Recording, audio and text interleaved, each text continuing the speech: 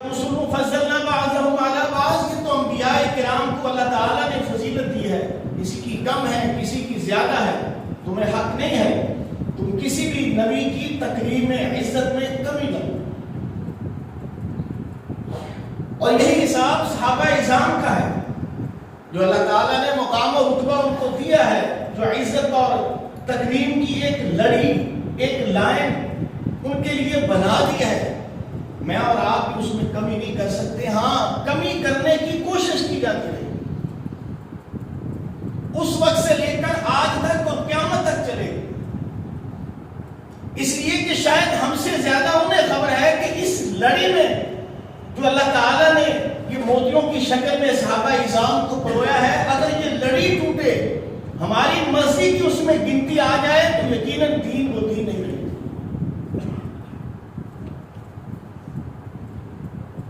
ابو بکر صدیق رضی اللہ تعالیٰ عنہ، اللہ تعالیٰ نے ہی انہیں پہلا مقام دیا، انہی کا پہلا نمبر ہے. آغاز میں ہم کہہ سکتے تھے، جب ابھی تک خلافت نہیں چلی تھی، خلافت کا آغاز نہیں ہوا تھا، اللہ کے نبی دنیا سے رخصت نہیں ہوئے تھے، تب ہم کہہ سکتے تھے فلانا خلیفہ پہلے نمبر پہ ہو سکتا ہے، دوسرا ہو سکتا ہے، تیسرا ایسے، وہ ہم کہہ سکتے. مگر جب ایک لڑی پرو دی گئی، ایک طے ہو گیا کہ ہاں اللہ نے یہ ترتیب رکھی تھی، ان حضرات کی رکھی تھی، تب تو بالکل ہی حق نہیں. اگر تب ہم یہ حق استعمال کرتے ہیں، گویا اللہ پر تنقید کرتے ہیں، رب العالمین پر تنقید کرتے ہیں کہ اس نے اس ترتیب کو خراب کیا. اگر ابو بکر صدیق رضی اللہ تعالی عنہ کا اللہ تعالیٰ نے خلافت میں پہلا نمبر رکھا ہے، ہم نہیں کہہ سکتے کہ علی کا پہلا نمبر ہے. اگر میں اور آپ یہ کہتے ہیں علی کا پہلا نمبر ہے، گویا اللہ کو جھٹلا رہے ہیں، اللہ کے خلاف بات کر رہے ہیں کہ ترتیب اصل میں یہ ہونی چاہیے تھی. نعوذ باللہ، اللہ نے ترتیب یہ کر دی جو ہمارے حساب سے بالکل غلط ہے. یہ ہے وہ سازش کے انداز اور طریقہ کار کہ جس کو میں اور آپ محسوس ہی نہیں کرتے، ہمیں خبر ہی نہیں ہوتی، بلکہ صبح دوپہر شام ہم اپنی گردنیں ہلا ہلا کر، مدہوش بن بن کے، اپنے آپ کو مدہوش کر کر کے سرعام یہ کہتے پھرتے ہاں علی کا پہلا. جبکہ اب تو بالکل حق نہیں رہا کہ ہم ابو بکر کے علاوہ کسی کا نام لیں کہ ہاں فلانے کا پہلا نمبر، بالکل کبھی حرکت ہے. دیکھ لیجیے ایک ایسی سازش ہوئی، اور مقصود یہ بھی دے میں رکھیے گا، وہ چاہتے وہ بھی نہیں تھے کہ علی کا پہلا نمبر ہو، اور خبر انہیں بھی ہے علی کا پہلا نمبر نہیں ہے. مقصد کیا ہے؟ صحابہ پر تان و تشنیع ہے، بس، اور کچھ نہیں. کوئی دینی مسئلہ نہیں ہے، کوئی شرعی مسئلہ نہیں ہے کہ وہ آپ کو شرعی اور دینی مسئلہ بتلا رہے ہیں کہ بھائی پہلا نمبر اس کا تھا، یہ نمبر غلط ہے. نہیں، مقصد صرف شرارت ہے، فتنہ ہے، اور جس میں میں سمجھتا ہوں 50% وہ لوگ اپنی سازش میں کامیاب ہو چکے. ہم اہل سنت کی زبانوں سے یہ جملے نکلوا رہے ہیں، صبح دوپہر شام ہم نکالتے ہیں، جو وہ چاہتے ہیں ہم وہ کہہ رہے ہیں. نبی علیہ السلام نے تمام صحابہ کو اجازت دی ہجرت کی. ایک فرد واحد صحابی تھے جس کو اجازت نہیں دی گئی، باقی سب کو اجازت تھی. ٹھیک ہے، مکہ مکرمہ میں تمہارے اوپر ظلم ہو رہا ہے، زیادتی ہو رہی ہے، آزادی سے اللہ کی عبادت کرنے نہیں دی جا رہی، جو جانا چاہتا ہے چلا جائے. ہے شخص تجھے اجازت نہیں. وہ شخص کون تھا؟ ابو بکر صدیق رضی اللہ تعالیٰ.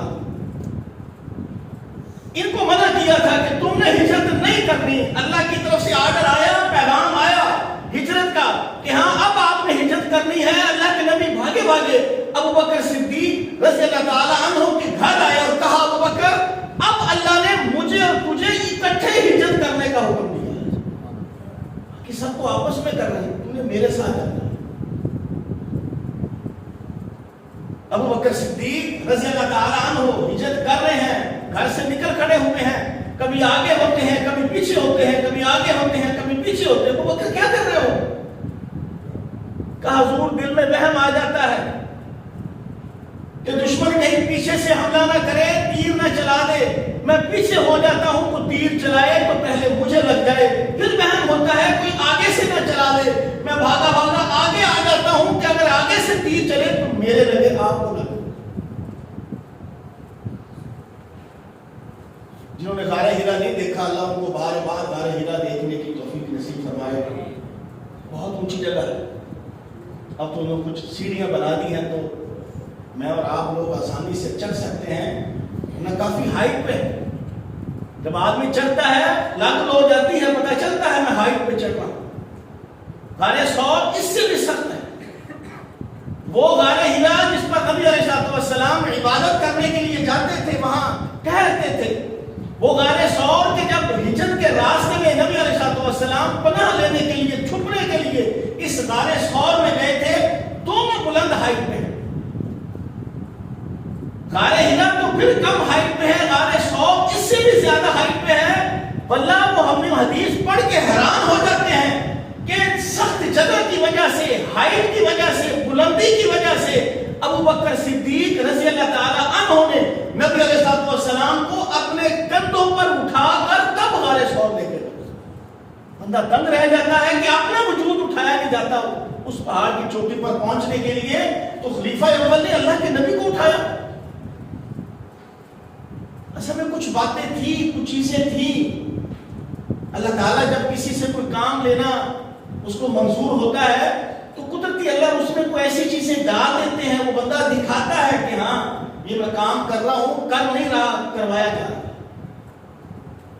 کہ ساری دنیا نبی کو جھوٹا کہہ رہی ہے کہ کیسی مجنون والی باتیں کرتے ہو محمد، تم یہ کیسے ہو سکتا ہے کہ ایک آدمی راتوں رات فلسطین بیت المقدس جائے جو 2 مہینے کا سفر ہے، اوپر سے نعوذ باللہ اور غلط بات کر رہے ہو کہ وہاں سے جا کر تم 7 آسمانوں پر گئے، 7 آسمانوں کی سیر کر کے آئے، ایسی عجیب بات۔ ایسے ہی صدیق کا لقب ملا تھا کہ جا کے پوچھا، اشرارت کی، کوئی فلسطین جا سکتا ہے 2 مہینے میں؟ کہا نہیں جا سکتا۔ جا پھر سمجھا اپنے ساتھی کو، تیرا دوست کہہ رہا ہے وہ راتوں رات بیت المقدس گیا ہے اور وہاں سے پھر آسمانوں پر گیا ہے۔ اچھا، اگر میرے ساتھی محمد نے کہا ہے پھر سچ، پھر ٹھیک ہے، پھر بات غلط نہیں ہے۔ اگر کوئی اور کہہ رہا ہے تو 200% غلط ہے۔ اگر محمد صلی اللہ علیہ وسلم کہہ رہے ہیں تو میں ابو بکر گواہی دیتا ہوں محمد سچ بول رہے ہیں، سچ۔ کچھ باتیں ہیں۔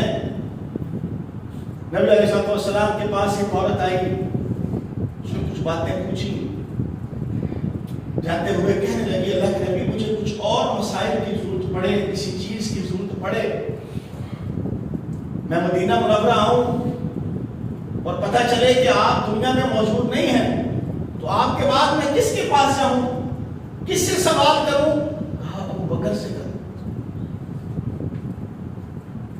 صحابہ کرام کو بڑا شوق تھا مدینہ منورہ میں کہ اللہ کے نبی کے ساتھ ہم 5 نمازیں پڑھتے ہیں، 5 وقت ملاقات ہوتی ہے، 5 مرتبہ دیدار ہوتا ہے، نمازیں بھی ہو جاتی ہیں، کاروبار بھی ہم کر لیتے ہیں۔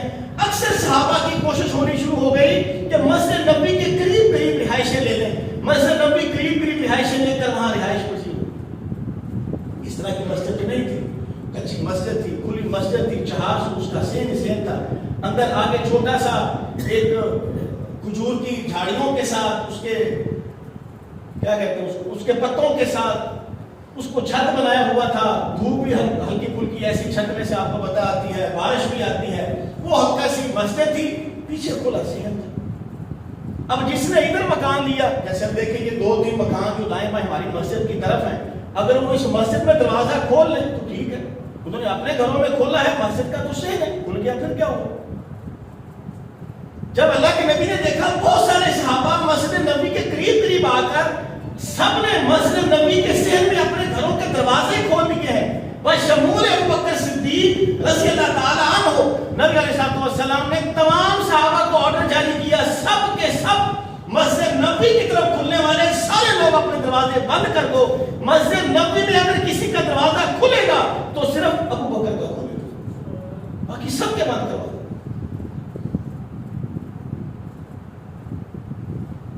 نبی علیہ السلام کی طبیعت ناساز ہوئی، نبی علیہ السلام نے اپنی بیوی عائشہ رضی اللہ عنہا سے کہا عائشہ اپنے باپ کو پیغام بھجواؤ میں نماز نہیں پڑھا سکتا، وہ آ کے نماز پڑھا کہ اللہ کے نبی ایک مشورہ ہے، میرے بابا جان آپ کو جب مسجد نبی کے مصلی پر نہیں دیکھیں گے اور اس سوچ سے کہ نبی ہے اور نماز نہیں پڑھا رہے، مجھے پڑھانی پڑ رہی ہے، ان سے پڑھائی نہیں جائے گی، نماز شاید وہ مکمل نہ کر پائیں، انہوں نے رو رو کے اپنا برا حال کر لینا ہے، آپ کسی اور کو حکم دے دیں۔ کہانی عائشہ تم اپنے باپ کو پیغام بھجواؤ، وہی نماز پڑھائیں گے۔ انہوں نے پھر کہا اللہ کے نبی میرا مشورہ ہے، آپ میرے باپ کو نہ مشورہ، میرے باپ کو حکم نہ دیں نماز پڑھانے کا، وہ آپ کے مصلی پر نماز نہیں پڑھا پائیں گے۔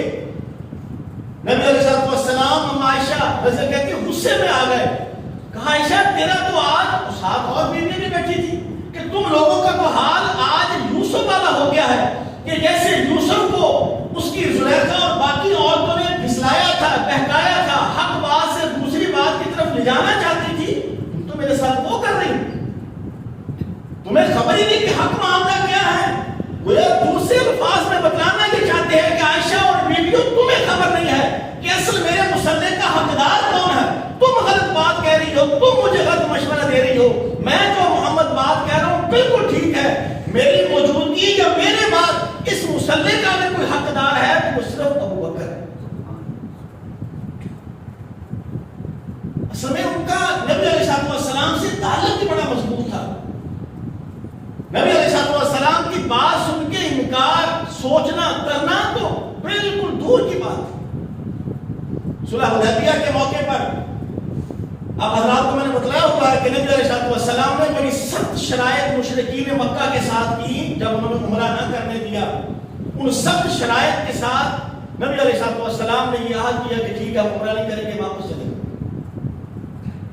عمر فاروق رضی اللہ تعالیٰ عنہ اللہ کے نبی کے پاس آئے، اللہ نبی آپ کیا فیصلہ کر رہے ہیں، اتنا بزدلانہ فیصلہ، ہم اتنے کمزور نہیں ہیں، اے اللہ کے نبی آپ اگر ہمیں سمجھتے ہیں کہ ہم دائیں بائیں کہیں بھاگ جائیں گے، جنگ نہیں کریں گے تو آپ کے ذہن سے نکال دیجئے، آپ ایسا معاہدہ نہ کیجئے، ہم آپ کے ساتھ مل کر لڑیں گے، کھڑے ہیں، آپ ایسی شکیں جو ہماری کمزوری کو شو کروائیں نہ کریں۔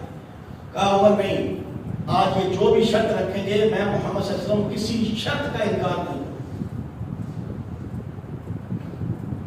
ابو بکر کے پاس آئے، وہ کہا ابو بکر کیا محمد صلی اللہ علیہ وسلم اللہ کے نبی نہیں ہیں؟ کہا ہیں، تو کہا پھر یہ اتنا بزدلانہ فیصلہ، اتنا کمزوری والا کہ مشرکین مکہ کی اتنی سخت باتیں، وہ سخت باتیں کیا، اگر کوئی مسلمان مرتد ہو جائے وہ ہم مکے والے لے لیں گے، اگر کوئی مکے کا بندہ مسلمان ہو کے مدینہ منورہ گیا ہم وہ مسلمان ان مشرکین کو واپس کریں گے، لو جی مارو تم جو مرضی کرو اس کے ساتھ۔ یہ کیسی شکیں ہیں؟ حضرت ابوبکر صدیق نے کہا عمر یہ اللہ کے رسول کا فیصلہ ہے، اللہ کے رسول کا فیصلہ جو ہو اس کو ماننا تیرے میرے لیے لازم ہے، عقل مانے نہ مانے، سمجھ آئے نہ آئے، نبی نے کہہ دیا بس یہ ہے۔ تو عمر فاروق کہتے ہیں کہ مجھے بعد میں بڑی شرمندگی ہوئی کہ میں نے یہ جملے حضرت ابوبکر صدیق کو کیوں کہے، جب انا فتحنا لک فتحا مبینا اللہ نے آیات نازل کی، اعلان کر دیا یہ صلح حدیبیہ، اس کو ناکام نہ سمجھو، اصل میں مسلمانوں کی بہت بڑی فتح ہے۔ ابو بکر صدیق رضی اللہ تعالی عنہ نبی علیہ السلام دنیا سے رخصت ہوئے، لشکر اسامہ، حضرت اسامہ جو بڑے نوجوان تھے، تجربہ بھی کم تھا، ان کو نبی علیہ السلام نے ایک لشکر کشی کے لیے بھیجا تھا۔ اللہ کے نبی دنیا سے رخصت ہوئے، وہ لشکر نہیں رک گیا مدینہ منورہ کے باہر۔ یہ سارے معاملات کلیئر کرنے کے بعد ابو بکر صدیق کو مشورہ دیا گیا، کہا کہ آپ ایسے کریں، لشکر اسامہ کو آپ بھجوانے لگے ہیں بھجوائیں، اسامہ کو کمانڈر نہ بنائیں، نوجوان ہے، نیا خون ہے، تجربہ نہیں ہے تو کہیں نقصان نہ ہو۔ ادھر منکرین زکات بھی ہمارے خلاف کھڑے ہیں، ادھر قبائل کچھ مرتد ہو رہے ہیں، ادھر کیسر و کسرا ہمیں دیکھ رہے ہیں، ہمارے اوپر حملے کی تیاری کر رہے ہیں، ادھر ہم اسامہ کو اگر کمانڈر بنا کے بھیج دیں تو لشکر کے جیت کی چانس کم ہے، اس لیے آپ ایسے کریں اسامہ کی بجائے کسی اور کو کمانڈر بنا۔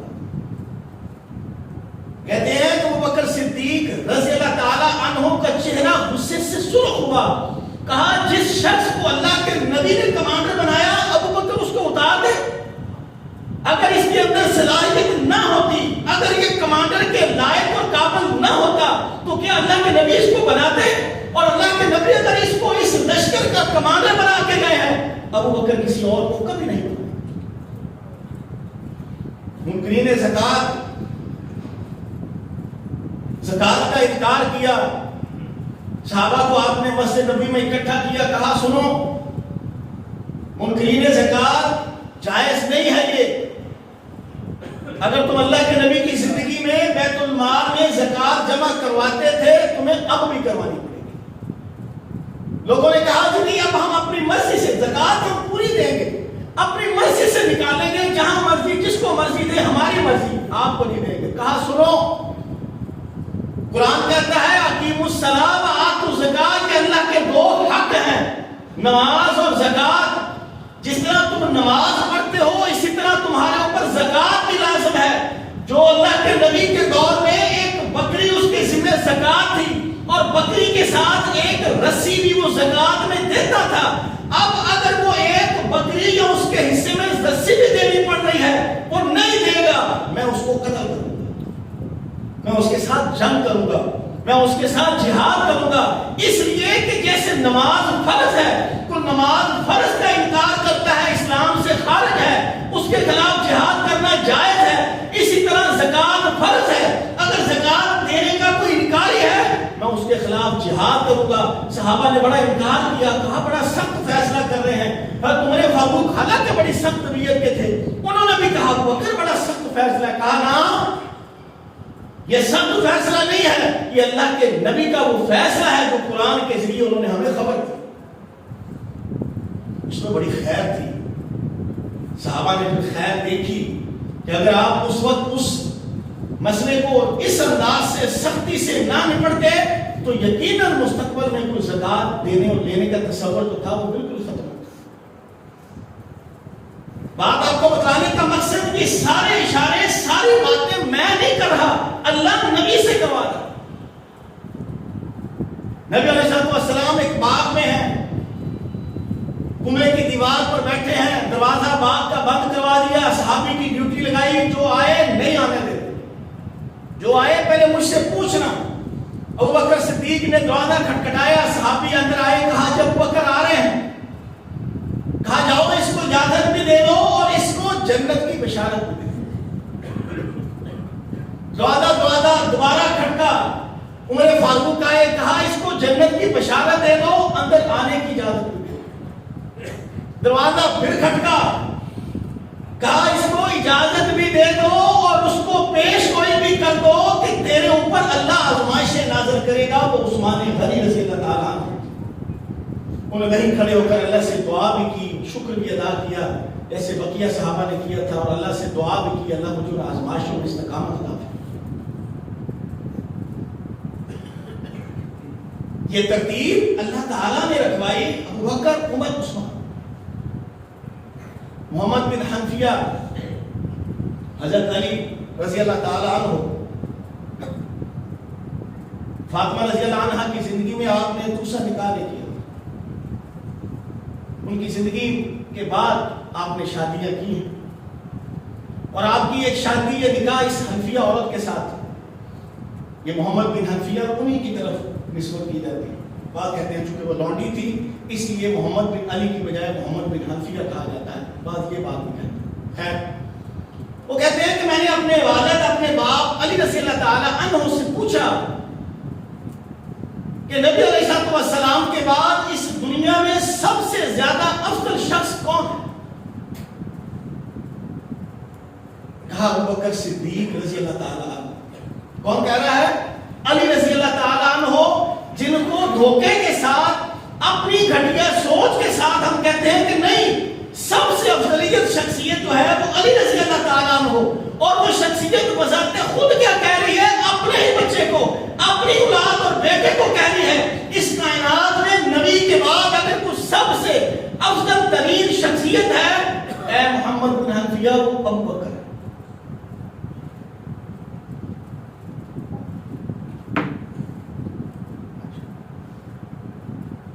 پوچھا جی اس کے بعد؟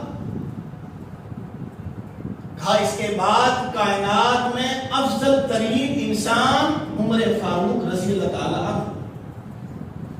محمد بن حنفیہ کہتے ہیں کہ میں نے جلدی جلدی کہا کہ کہیں آپ کسی اور کا نام نہ لے کے. میں نے کہا کہ اس کا مطلب ہے ان دونوں کے بعد تو پھر آپ ہی افضل ترین انسان ہیں. کہا نہیں نہیں، میں افضل ترین انسان کہاں ہوں؟ میں اس کائنات کا عام ترین انسان. اس ہستی کا ضرب نے کیا جس ہستی کو بدنام کرنے کے لیے دھوکے سے ہم کہہ دیتے ہیں علی کا پہلا نمبر، وہ بذات خود کہہ رہا ہے نہیں ابو بکر کا پہلا. وہ اس ترتیب کو جس طرح نہیں کر رہے، تسلیم کر رہے ہیں کہ ہاں یہ ترتیب ہے. ہم جان بوجھ کے فتنہ اور فساد ڈالنے کے لیے اس ترتیب کو خراب کرتے ہیں. کوئی لڑائی، کوئی جنگ، کوئی واقعہ اٹھا کے دیکھ لیجئے، اس واقعے میں آپ کو یہی نظر آئے گا ابو بکر کے خلاف سب و شتم، عمر کے خلاف سب و شتم، عثمان کے خلاف، صحابہ کے خلاف لڑائی کوئی کر رہا ہے، جھگڑا کہیں ہو رہا ہے، بس علی کا پہلا. وہ بھائی واقعہ کربلا علی کا پہلا. بھائی واقعہ کربلا میں تینوں کا کیا کردار؟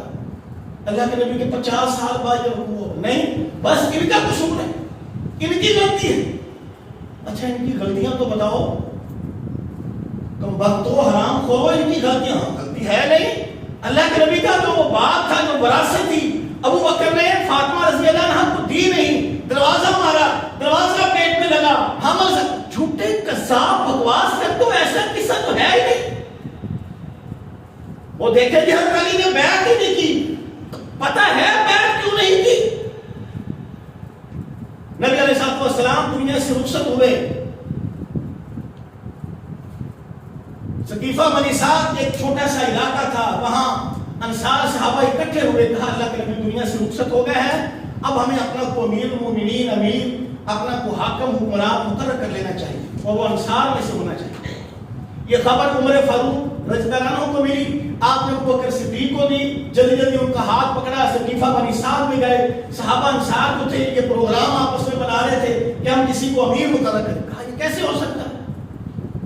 اللہ نے دونوں کی شان بتلائی ہے، انصار کی بھی مہاجرین کی بھی. کہا اچھا چلو پھر ایسے کرو، ایک امیر انصار میں سے اور ایک امیر مہاجرین میں سے بنا لو. مہاجروں کو کہتے ہیں جو مکہ سے آئے تھے ساتھ. کہا اللہ کے نبی کی حدیث ہے اگر ایک امیر مقرر کر دیا جائے، اس امیر کی امارت لینے کے لیے مقابلے میں کوئی امیر، کوئی شخص کھڑا ہو کہ میں اس کی امارت لینا چاہتا ہوں، اللہ کے نبی کا حکم ہے اس کی گردن اتار دو، اس کو قتل کر دو. دو امیر کیسے مقرر کر سکتے؟ اگر وہ کشتی کہتے ہیں اچھا چلو تم ایسے کرو، میں مشورہ دیتا ہوں عمر کو خلیفہ بنا دو. تاریخ میں لکھا ہے کہا عمر کو خلیفہ بنا دو. کہا تم سب مجھے بتاؤ اس کائنات میں، اس دنیا میں، انسانیت میں سب سے افضل ترین شخصیت کیا ابو بکر کی ہے؟ تمام نے کہا ہاں ہے. کیا تم سب سمجھتے ہو کہ افضل ترین انسان ہم سب میں سے ابو بکر ہے؟ کہا بالکل ہے. کہا ہاتھ ادھر کیجئے. عمر فاروق نے فوری ہاتھ پکڑا، ہاتھ پکڑ کے بیعت کی. اے امیر المومنین، آج کے بعد آپ میرے امیر ہیں، آپ میرے خلیفہ ہیں، نبی کے آپ خلیفہ میں سے ہیں، میں آپ کے ہاتھ پر بیعت کرتا ہوں. تمام صحابہ نے، انصار نے نعرہ لگایا. کہا ہم سب کو قبول. علی رضی اللہ تعالیٰ عنہ نبی علیہ السلام کی تجہیز اور تدفین اور یہ سارے معاملے میں لگے ہوئے تھے. ان کو اس معاملے کی خبر نہ ہوئی. شخصیت تو اعلیٰ تھی، اہل بیت میں سے تھے. جب ان کو خبر ہوئی کہ ابو بکر کو خلیفہ بنا لیا، وہ ناراض ہوئے. 6 مہینے تک انہوں نے بیعت نہیں کی خلیفہ اول. اور اسی اسلام میں اللہ کے نبی کے دنیا سے جانے کے بعد آپ حضرات کو میں نے پہلے بتلایا ہے کہ اللہ کے نبی اپنی بیٹی فاطمہ ان کے پاس بیماری میں ملنے آئی. کان میں کو 2 باتیں کہیں، ایک بات پہ ہنسی، ایک بات پہ روئی. بعد میں پوچھا گیا کیا بات تھی؟ کہا جب میں نے کان پاس کیا تو اللہ کے نبی فرما رہے تھے فاطمہ اس بیماری میں بچوں گا نہیں، دنیا سے رخصت ہو جاؤں. میں رونے لگ پڑی. دوبارہ پھر میرا کان قریب کروایا. کہا پریشان نہ ہو، سب سے پہلے تو ہی مجھے آ کے ملے گی، میں اس بات سے خوش ہوں. 6 مہینے تک فاطمہ رضی اللہ عنہا شدید بیمار رہی. علی رضی اللہ تعالیٰ عنہ ان کی خیر و عافیت میں، ان کے معاملات میں، ان کی بیماری میں ان کے ساتھ لگے رہے. 6 مہینے تک آپ نے بیعت نہیں کی. وہ دنیا سے رخصت ہوئی. ابو بکر صدیق کو پیغام بھجوایا. ابو بکر صدیق آپ کے گھر آئے اور آ کر ان کو بتلایا کہ ابو بکر کیا تمہارا حق نہیں تھا جب صدیفہ بنی سعد میں یہ معاملہ ہو رہا تھا مجھ سے بھی بات کرتے؟ ہاں جی بالکل حق تھا، بالکل آپ ٹھیک کہہ رہے ہیں. مگر اس وقت سچویشن ایسی تھی کہ وہ تمام کے تمام انصار صحابہ عجیب کشمکش میں تھے. اس موقع پر میں نے بھی اعلان نہیں کیا، نہ میں نے اپنا نام پیش کیا، عمر نے میرا نام پیش کیا. تب سب نے وہاں اتفاق کیا مجبوراً ہمیں یہ سب کچھ کرنا پڑا. یقیناً تیرے سے مشورہ کرنا بھی لازم و حق تھا. کہا اوپر پہ چلیں. ان دونوں وہاں سے اٹھے، مسجد نبوی میں آئے، نماز ظہر ادا کی. مسجد نبوی پر علی بیٹھے اور سب کے سامنے ابو بکر صدیق کے فضائل بیان کیے، ان کے ہاتھ پر بیعت کی.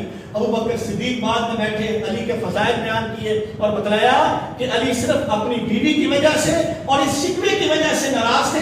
خلافت کا انہیں انکار یا وہ یہ اعلان نہیں کر رہے تھے کہ خلافت میرا حق. یہ تو ایک بار نہیں کہا. نبی علیہ السلام آخری حج کے موقع پر حج سے واپس آ رہے ہیں. حج کے موقع پر واپس آتے ہوئے ایک قصہ بنایا گیا کہ نبی علیہ السلام اس غدیر قوم کے علاقے میں، یہ کنواں تھا، اس کے پاس اللہ کے نبی بیٹھے اور بیٹھ کر علی رضی اللہ تعالیٰ عنہ کے بارے میں کہا کہ جس کا میں مولا اس کا علی مولا. وہ لمبی حدیث جو مشہور ہے. وہاں کہا کہ ہاں اللہ جو اس سے نفرت کرے تو بھی اس سے نفرت کر، جو علی سے محبت کرے تو اس سے محبت کر. حدیث بالکل ٹھیک ہے، الفاظ ایسے.